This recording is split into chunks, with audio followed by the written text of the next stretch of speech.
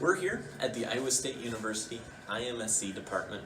This is the halls of black engineering where most of our capstone project got completed, and we are capstone group 7. Our company told us that they don't want to be disclosed in this video, but we can tell you about them is that they are a tank truck and loop van manufacturer in the Midwest US. And our objective was to create a new subassembly area for their loop van manufacturing. Here to talk about our current state analysis is Grant McDowell. Hey guys.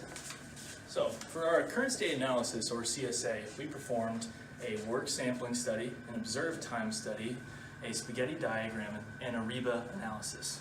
So for the work sampling study, it showed us that 59% of all processes were done on value-added work. Now, this also highlighted issues with workplace and tool locations. The observed time study showed us how issues with certain processes like painting and grabbing tools could be issues and add time. We also did a spaghetti diagram during the observed time study, and this showed lots of issues with movement and toolbox locations. The REBA analysis showed a lot of issues with locations of tools and other work on towers and such.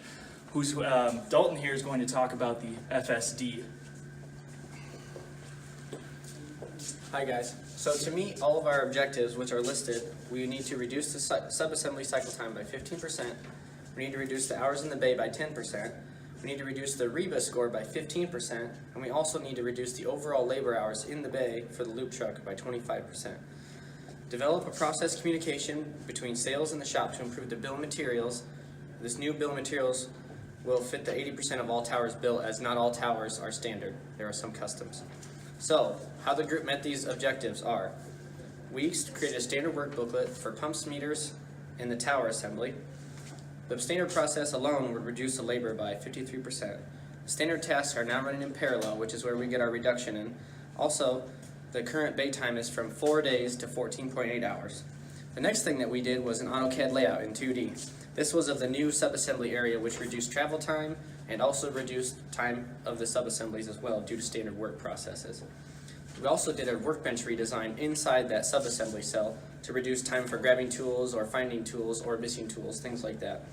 And then the last thing we did was we improved the REBA score deliverable with new proposed lift tables, variable height workbenches, and cranes in order to assist the worker in performing the operations that they do day in and day out. Thank you. So now we'll talk about the budget, highlight the main points. Total budget was $76,244. Most of that came from the 2-ton lift tables. We bought 2 of those at $14,596. We bought 2 jib cranes at $18,470 for those 2. And concrete pouring came in at $17,400, which was the majority of our budget.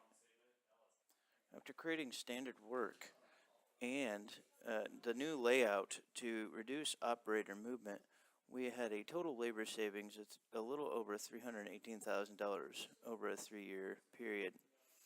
We also had bay availability of a little over $318,000 also over a 3-year period. This gave us a total 3-year ROI of a little over $560,000.